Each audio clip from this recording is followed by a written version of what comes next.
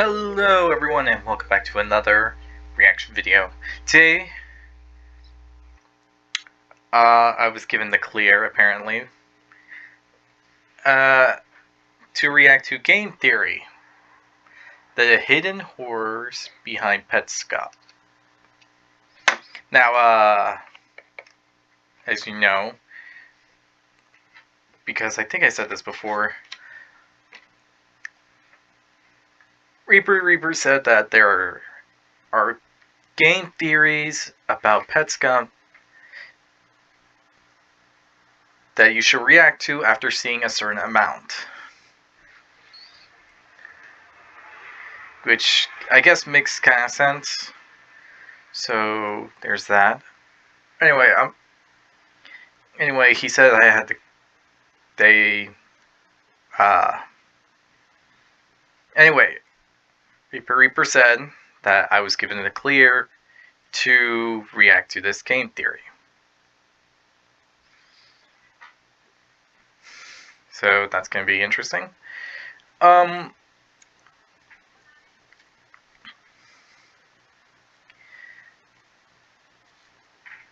here's the thing. Where I'm at, people are actually graduating from schools, high schools and all that. And I don't know if any of you are high schoolers or not. Subscriber, viewer, I don't know. But I do want to say at the beginning of this week, because I'd have no idea when someone would graduate. Either it's this week, next week, maybe even the week before. I don't know. I don't know all these school schedules, but heck, there was some probably in April to May. But anyway, I hope you all enjoy these videos, and I wish you all congratulations for completing your last year in high school, whether or not, or completing the school year. I honestly don't know. So yeah, congratulations for completing your year at school and all that. I honestly don't know. Anyway, I say this because I saw tons of people this week going to prom, so I figured, hey, might as well say congratulations for all those that are graduating this year or completing their year. So, there's that. Okay.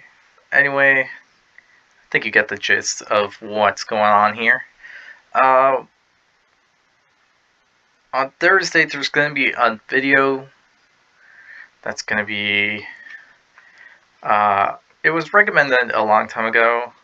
Well, it was suggested that I should react to it. Thing is, don't know if the thing about it, I'll just explain when it's Thursday. It's complicated. Saturday, I think you guys all get it. But if things go as I think, you're getting 2 game theories this week. Along with that, Friday, I'm going to be trying Snowgrave. Going to go into more explanation there. On Friday itself. Sunday, we're beginning the new thing of Minecraft. I think you all get it. I don't think I need to explain it. Anyway, on to this video though. If you enjoyed this video, be sure to hit the like button down below. Leave a comment about what you think about this video, or comments about it, or even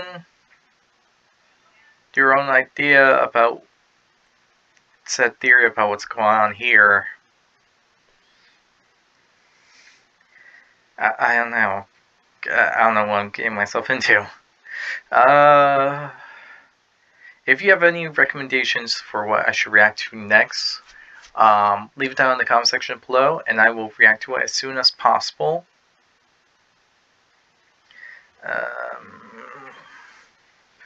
Other than that, the link to this video will be down in the description below. With all this said, I hope you all enjoy, and let's get right on into the video. Shall we? So you want to play a game? No, I have got a game. Man. Good luck solving this one, Mappa. What?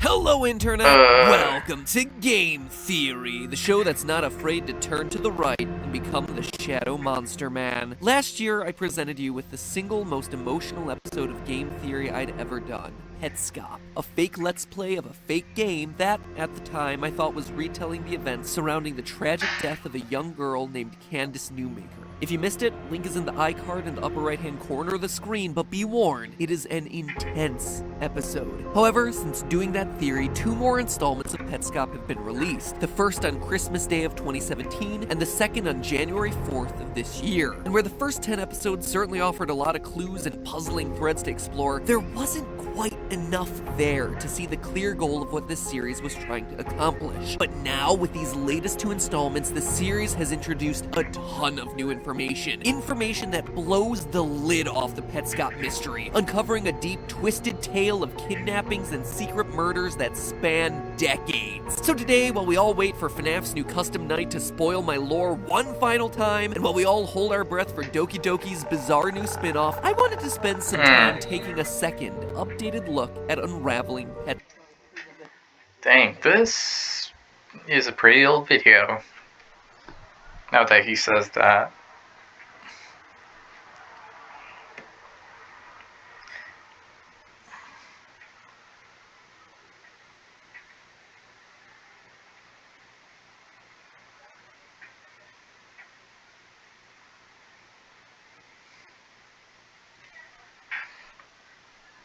Can't believe it's been that long. Petscop, one of the creepiest, most mysterious, and definitely most unique YouTube Let's Plays out there. A game that, as you're about to see, was literally made to expose.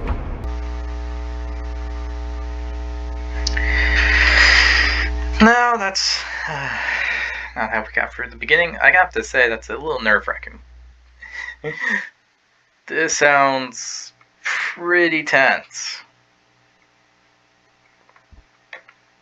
Very tense.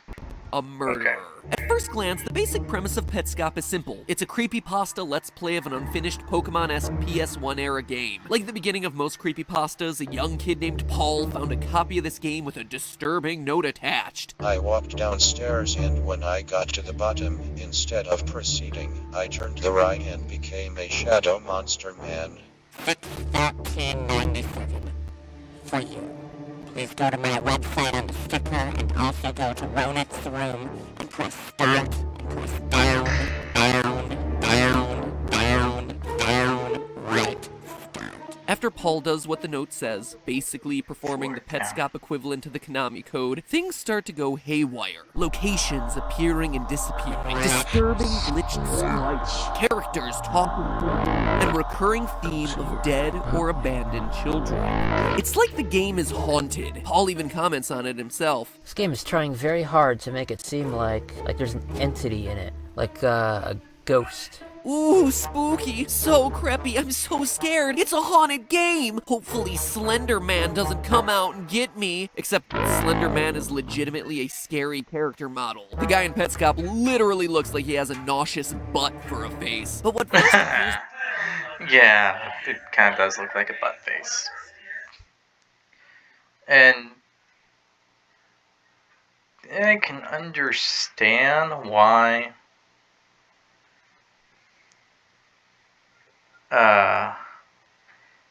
this one would not believe at first glance, but at this case, I think is more of a ploy. But whatever. Whatever.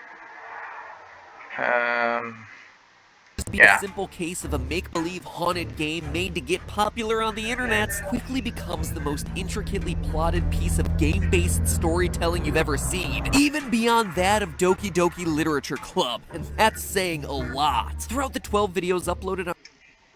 Yeah, except it just seems like the game makes it a little harder just to find clues. So there is that.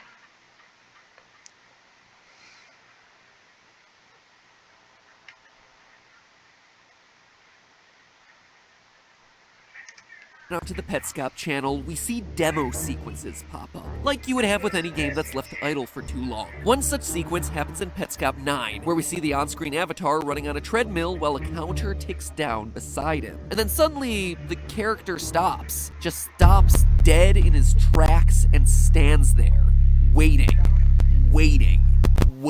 until he finally starts running again. And throughout the whole thing, the video doesn't cut away. While it is just supposedly a demo, watching it, something just feels off. It feels intentional. It feels like there's a reason for this awkwardly long pause. And even more importantly, that there's a reason it was left in the final video uploaded onto the channel. It was a reason that would remain hidden until CTriggers24 on Reddit noticed that the demo of the treadmill sequence synced up perfectly with something that we had seen 7 uploads earlier. Each time the treadmill counts down in Petscop 9, a petal is picked off a flower in Petscop 2. She loves me not. Running on the treadmill, and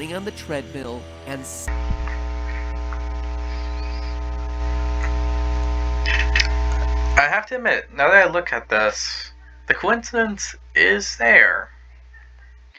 Actually, it can't be coincidence. It just seems too...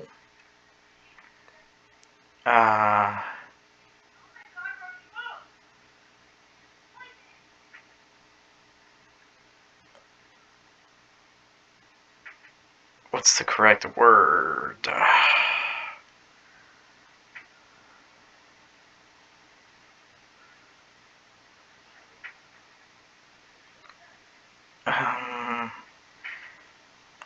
It just seems too in sync with it. 2 moments completely disconnected in sequence and upload date share a commonality. The treadmill counting down the petals of a flower. A flower that, when picked completely clean, gets you access to this deformed girl trapped in the basement of a nearby shack. But clearly this just had to be a coincidence, right? 2 unrelated events in the game that just so happen to share a random pattern of timing. Not at all. But we wouldn't know it for sure until the most recent uploads of the series. In Petscop 10, we watched the on-screen avatar wander around a section of the game map labeled the Quitter's Room, a room separated into 2 mirrored halves. After about 30 seconds of exploring, we teleport away. It's nothing too exciting, right? Just a typical mirrored puzzle room like you see in most any other game. And that's the way most people perceived it until the most recent upload in the series, video 12, when I'm sorry, I did not even know what happened there.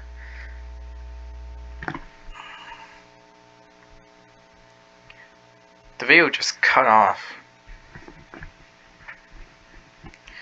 It's stupid.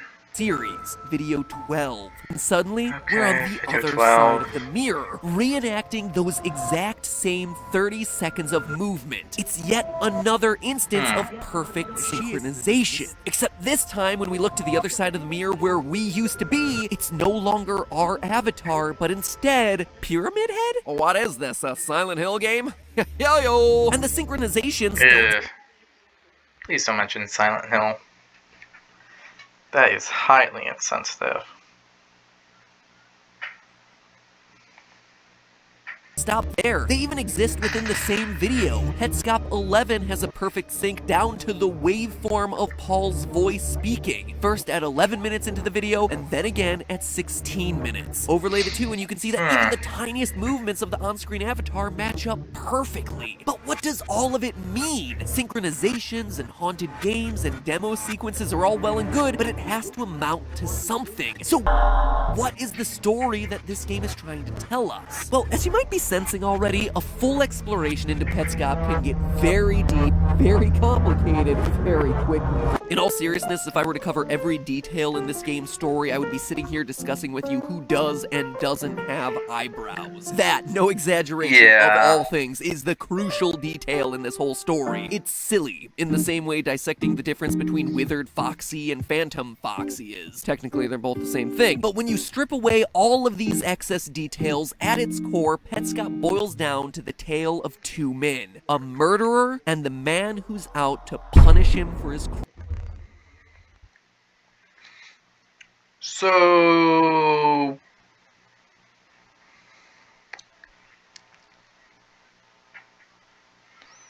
basically Bond's Burger.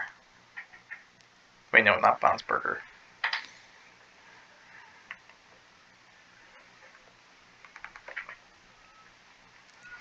I probably just mixed that up with something else. Oh my gosh, I can't believe I just did that.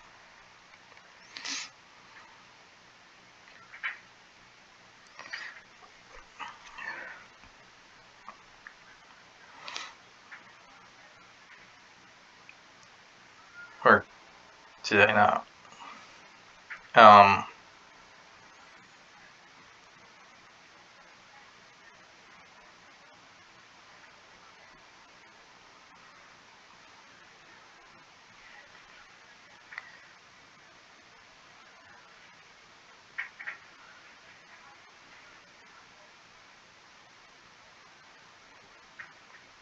The Walton Files. It's the Walton Files. Yep, there we go. Walton Files. This is reminding me of the Walton Files the second you just said that. Crimes. Marvin versus Raynor. One, a killer and child abuser. The Shadow Monster Man that was warned about in the note attached to this. Okay. So basically the Walton Files mixed with Andy's Apple Farm theme. Because there's the Shadow Man, then there's the creator. Game, and the other, the creator of Petscop, the good guy trying to use this game as a means of avenging his brother's death. Now, that's a lot to unpack, so let's start working our way through this. First, we know that this is a battle between these two characters in particular based on a few crucial letters that are hidden throughout the series. The first appears in Petscop 9. Quote, "You must have guessed, but I was looking through your things. I found that picture of you from 1977, standing in front of an old windmill with your friend. You went there, and it was a bad idea. Your friend and the windmill both disappeared into thin air. Her sister was holding the camera. She took another picture minutes later. Just you, no windmill, and no friend. You married her sister, and years later, your friend was reborn as your daughter. Your wife won't admit this is true, but I know it because I found the evidence. Your friend never returned with you, and the windmill was gone. I went to see it myself. Where is it? What did you do?" And the letter is signed, Raynor, Newmaker. Based on this letter, we know a few things. First, that the character Raynor has a bad case of the pronoun game. She, you, her, your friend. Use a freaking proper noun once in a while. Like 3/4 of the mystery of this game is just figuring out who's talking to who at any given point in time. Anyway, more importantly, we see that Raynor's already discovering some secret, a crime that the recipient of the letter wants to keep hidden. We learn that the story of Petscop truly begins back in 1977, when Marvin, that's the you being addressed here, takes the two ladies to a windmill, but only one comes back alive, the sister who he ends up marrying. And if there was any confusion about any of the events described in that letter, later in Petscop 9, we actually flash back to 1977 to see what exactly happens in that windmill. We first see the player avatar descend the stairs, and instead of continuing forward to load the new screen, turn to the right. This glitches out the game, and he becomes the Shadow Monster Man, just like the note we mentioned earlier that was attached to the game said would happen. And as the monster, we're able to access the windmill. It is the only time that the windmill is physically accessible in the game. Inside of it, we see a girl spinning atop the gears, and Marvin, as the Shadow Monster Man, plunging this white tool towards her. It seems like the game's implying that he killed her, because after the screen cuts away in that moment and then fades back up, the girl is gone, and you've gotten points for your monstrous actions. But to further confirm what we just saw, read deeper into Raynor's notes. He accuses your friend was reborn as your daughter. And indeed she was, as those same facial features that we see on the girl in the windmill reappear on the character Care, the she loves me not flower girl that we rescue from the basement of the shack that I mentioned earlier. The girl with no eyebrows. Told you the eyebrows were important in all this. That establishes that... Alright, this is totally messed up, horrible, and so on, so on. So the person he killed became his daughter. was reborn as his daughter, and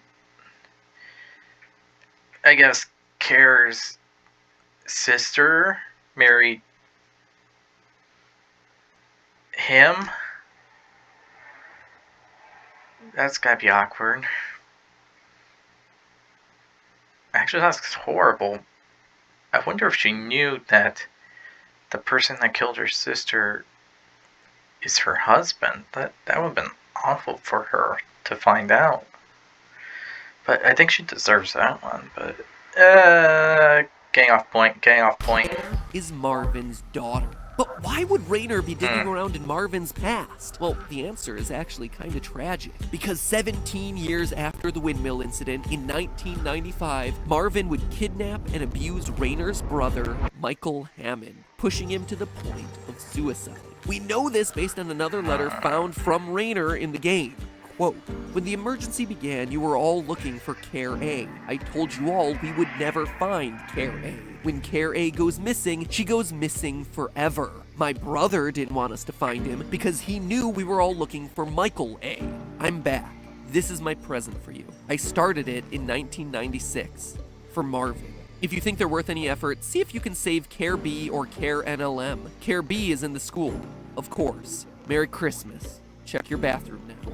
Raynor." Notice that Raynor specifically says, "my brother, Michael A." Now, the only other Michael that we see in the game is the grave of Michael Hammond. A gift. The Dead kid. as Paul so delicately describes it. But I hear you asking, Michael Hammond, wouldn't that be Michael H? He just said his brother would be Michael A. And yeah, I totally see how that's confusing, but let me explain. In the world of Petscop, kids have three forms. A form, when they're loved and happy, B form, when they're sad, scared, or something bad has happened to them, and NLM, short for Nobody Loves Me, when they've been completely wrecked on an emotional level. When Raynor says, "my brother didn't want us to find him because he knew we were all looking for Michael A," it means that Michael went missing and didn't want to be found because he was emotionally scarred. The family searching for him was still expecting the pre-emergency Michael, the happy one, the loving one. But because of whatever tragedy befell him during this emergency, he couldn't go back. He had become a new form, for lack of a better term. Michael B or Michael NLM. And that's not all. The fact that Raynor says that Michael didn't want to be found and that in the game we actually see his grave seems to imply that Mike took his own life. He was ruined, Oh, dang. and in his opinion, worthless. So he ended his own life rather than disappointing those he cared about. And that's exactly how we find Marvin's daughter, Care, in the shack. She's Care NLM, abused to the point of being unrecognizable. But what happened to her? And more importantly, how do we know that Marvin is guilty of the crimes against both Care and Mike? Well, the windmill isn't Marvin's only atrocious act that we see. We see him break into his own house and kidnap Care in A form in episode 11. It's a bit hard to tell with these goofy sprites that this is an evil and scary act, but all you have to see is the words of his wife to know that she is clearly afraid of this man, from a note found on the wall of their house. My husband may come here after 6 p.m. Please, stay here if you can. Thank you so much. The desperation in this note is obvious. She's scared of Marvin and wants protection, but her cries for help aren't enough. We see it happen in the game. Just after 6 o'clock, Marvin breaks through the window in Care's room and captures her. But why would he kidnap his own daughter? One word. Rebirth. But what exactly that means, we'll have to wait until next week since, whoo boy, when you think about it, we've covered a lot of territory. That is a lot of information to unpack in this very obscure series, so I encourage... Well, not just, well, it's not just information you gather. You just unloaded a whole ton of emotional baggage right at any viewer that watches this, so that doesn't really help. Now that you're done with this video, go back and watch the Petscop series again with this information in mind. And make sure you watch this theory one more time so everything's crystal clear. That way next week you'll be fully prepared as we wrap up the Petscop mystery. Now that we know who the main players are of Raynor, Marvin, Mike, and Care, what is Marvin doing to these kids? Why did Raynor make the game of Petscop for him? What's with all this creepy real-life imagery that's hidden in the game's loading screens? And most importantly of all, when can we expect the next installment of the series. Spoiler alert, it might be a while. But you know what won't take a while? Unraveling the mystery of it all next week. So make sure you capture that subscribe button you see on screen to ensure that you're here to help us decode YouTube's biggest Let's Play mystery. And by doing that, you'll be seriously helping us hit that all-important 10 million subscriber mark. It'll be a huge milestone for the channel and this community. It would be incredible. And in the meantime, remember, that's just a theory. That was weird. I could have sworn I put an end card there. Thanks for... Alright. That was... I don't even know what to say to that.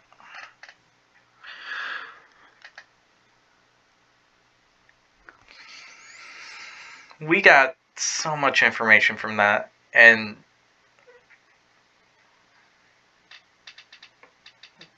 it's a bit horrifying to know this information.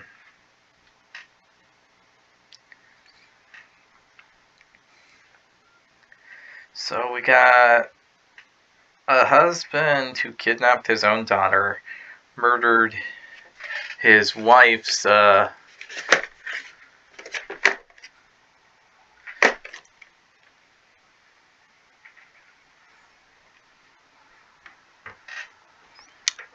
sister, who was reincarnated, I guess, as his daughter.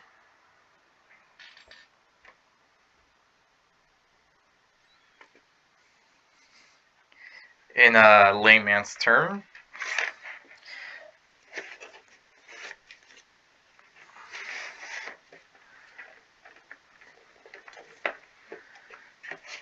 And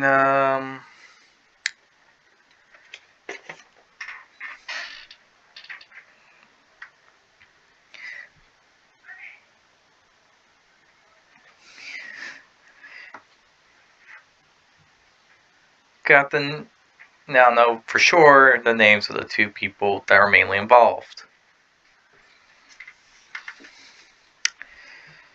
Hooray! This is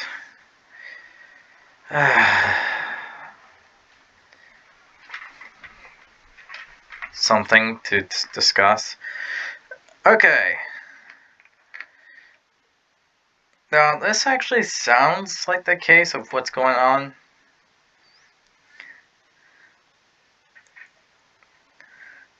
And what happened, like, right around here, makes sense. It was... He just killed her. She was reincarnated as Care, who is his daughter, and all that. The sister, who is his wife, is terrified of him. And all that, and yeah.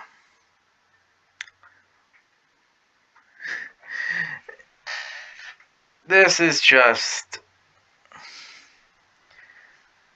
beyond levels of messed up. It's literally.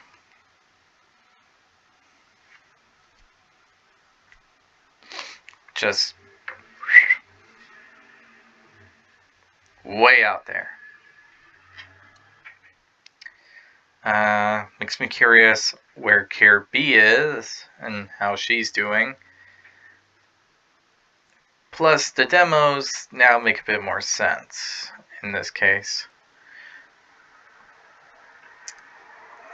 Other than that, I really don't have anything else to say about this.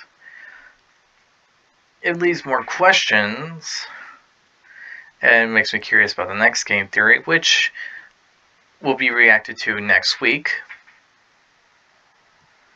So if you don't want to miss that, hit the notification button down below. I'm also doing other reaction videos this week, so be sure to hit the notification button to be notified when those come out. Hit the subscribe button to support the channel, support the content. It's all free, so might as well hit it. Hit the comment, leave a comment down below for any other video you want me to react to, what you think of this, and so on and so forth. I'll react to any video that you recommend as soon as possible. Hit the like button if you like the video and all that. And once again, the link to this video will be down in the description below. With all this said, I hope you all enjoy, and I'll see you all next time.